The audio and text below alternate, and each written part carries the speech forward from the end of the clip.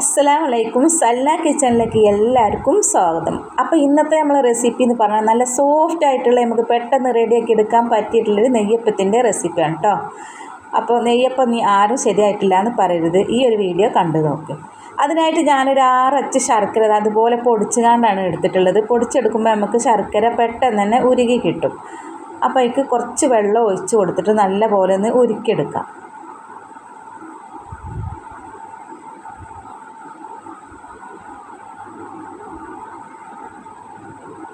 അങ്ങനെ അത് നമ്മളെ ശർക്കരയൊക്കെ നല്ലോണം ഉരുകി വന്നിട്ടുണ്ട്. ഇനി തണുത്തതിന് ശേഷം കേട്ടോ നമ്മളിത് ചേർത്ത് കൊടുക്കാൻ പറ്റുള്ളൂ.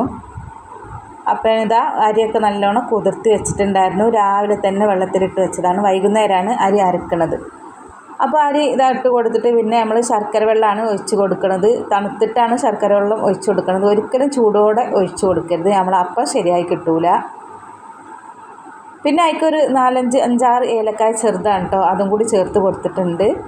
ഇനി നമുക്ക് ഇതാണ് നമ്മൾ അപ്പത്തിൻ്റെ രഹസ്യം കേട്ടോ. 2 സ്പൂണ് മൈദപ്പൊടി, 1 കപ്പ് അരിക്ക് 2 സ്പൂണ് മൈദപ്പൊടിയാണ് ചേർത്ത് കൊടുക്കുന്നത്. ഇനി നമുക്ക് ചെറിയൊരു തരി കൊടുക്കാൻ തന്നെ ഇത് അരച്ചെടുക്കാം.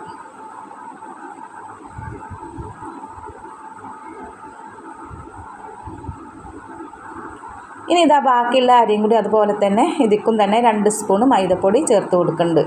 അപ്പോൾ 2 കപ്പ് അരിക്ക് മൊത്തത്തിൽ 4 സ്പൂണ് മൈദപ്പൊടിയാണ് ചേർത്ത് കൊടുത്തിട്ടുള്ളത്. ബാക്കിയുള്ള ശർക്കര വെള്ളം കൂടി ഒഴിച്ച് കൊടുത്തിട്ട് അതും അതുപോലെ തന്നെ തരി കൊടുക്കാൻ തന്നെ അരച്ചെടുക്കാം.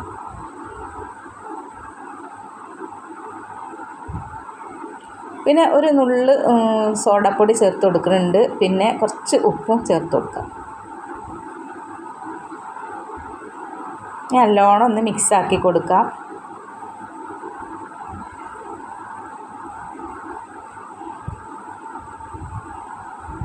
അപ്പോൾ ഇതുപോലെ നമ്മൾ ഒരു ദോശമാവിൻ്റെയൊക്കെ ഒരു ലൂസിലാണ് ഈ ഒരു മാവ് ഞാൻ റെഡിയാക്കി എടുത്തിട്ടുള്ളത് കേട്ടോ.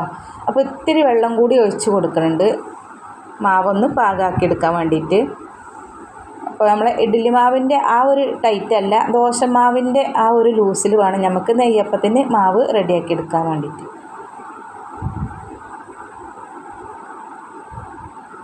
അപ്പോൾ കണ്ടില്ലേ, ഈ ഒരു ലൂസിലാണ് വേണ്ടത്. ഇനി നമുക്ക് കുറച്ച് തേങ്ങാക്കൊത്ത് കുറച്ച് നെയ്യ് ഒഴിച്ച് കൊടുത്തിട്ട് തേങ്ങാക്കൊത്ത് നമുക്കൊന്ന് ചെറുതായിട്ട് തേങ്ങാക്കൊത്താക്കിയിട്ടൊന്ന് വറുത്തെടുക്കാം.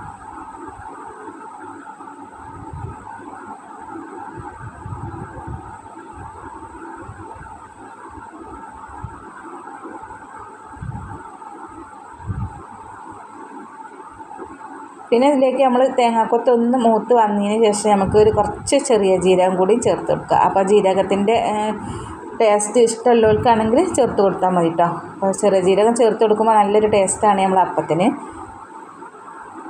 ഇതും അതുപോലെ തന്നെ നമുക്ക് തണുത്തതിന് ശേഷമുള്ളൂ നമ്മളെ മാവിലേക്ക് ഒഴിച്ചു കൊടുക്കാൻ പറ്റും കേട്ടോ. ചൂട് കൊടുക്കാൻ ഒരിക്കലും ഒഴിച്ച് കൊടുക്കരുത്.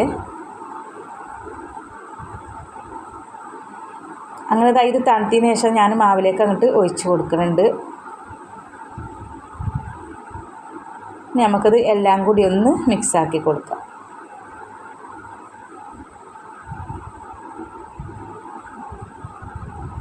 അപ്പോൾ എല്ലാം അവിടെ മിക്സാക്കി കൊടുത്തതിന് ശേഷം ഒരു 4 മണിക്കൂർ ഞാനിവിടെ റെസ്റ്റ് ചെയ്യാൻ മാറ്റി വെക്കുന്നുണ്ട്. ഇപ്പോൾ 4 മണിക്കൂർ കഴിഞ്ഞതിന് ശേഷമാണ് നമ്മളിത് അപ്പം ഉണ്ടാക്കി എടുക്കുന്നത്. ഇപ്പോൾ 4 മണിക്കൂർ ആയിട്ടുണ്ട്. അപ്പോൾ എണ്ണയൊക്കെ നല്ല പോലെ ചൂടായി വന്നിട്ടുണ്ട് കേട്ടോ. നമുക്ക് ഓരോ അപ്പങ്ങൾ ഇങ്ങനെ ഓരോന്നായിട്ട് പറന്ന് ചുട്ടെടുക്കാം. അപ്പോൾ നമ്മൾ അപ്പം റെഡിയായി, നമ്മൾ മാവ് റെഡി ആയിക്കണമെന്നില്ലതിൻ്റെ ഒരു തെളിവാണ് കേട്ടോ. നമ്മൾ ഒഴിച്ച് കൊടുത്ത് എങ്ങനെ തന്നെ നമ്മളെ നെയ്യപ്പം ഇതുപോലെ അങ്ങോട്ട് പൊങ്ങി വരും, കണ്ടോ? അതാണ് നമ്മളെ മാവ് ശരിയായിക്കണമെന്നില്ലതിൻ്റെ ഒരു അർത്ഥമാണത്. ഇല്ലയെന്നുണ്ടെങ്കിൽ നമ്മളെ മാവ് ശരിയായിട്ടുണ്ടാവില്ല. ഇതുപോലെ ഇങ്ങോട്ട് ആയിക്കിട്ടും. നല്ല സോഫ്റ്റാണ് കേട്ടോ. ഈ ഒരു അപ്പം കാണുമ്പോൾ തന്നെ അറിയാം. പെട്ടെന്ന് തന്നെ എണ്ണയിൽ നിന്ന് ഇങ്ങോട്ട് മേലേക്ക് ഇങ്ങോട്ട് പൊന്തി വരും.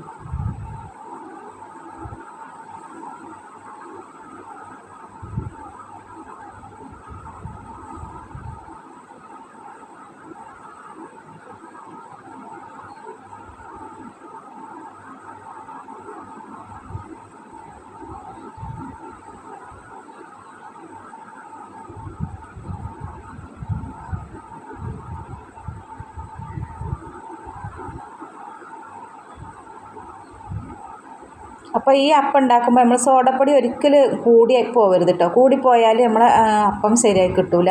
സോഡപ്പൊടിയൊക്കെ പാകത്തിന് തന്നെ ചേർക്കാൻ പറ്റുള്ളൂ. മൈദപ്പൊടിയൊക്കെ ഒരു അളവ് തന്നെ ചേർക്കാൻ പറ്റുള്ളൂ. അങ്ങനെ തന്നെ നമ്മളെ അപ്പമൊക്കെ എല്ലാ അപ്പം നല്ല റെഡി ആയിട്ട് നല്ല ഉഷാറായിട്ട് തന്നെ കിട്ടിയിട്ടുണ്ട് കേട്ടോ. അപ്പോൾ നിങ്ങൾക്ക് എൻ്റെ വീഡിയോ കണ്ടിട്ട് ഇഷ്ടമായാൽ ലൈക്കും ഷെയറും ഒക്കെ ചെയ്യുക, സബ്സ്ക്രൈബും ചെയ്യുക. കണ്ടില്ല നമ്മളപ്പം നല്ല സോഫ്റ്റാണ് കേട്ടോ.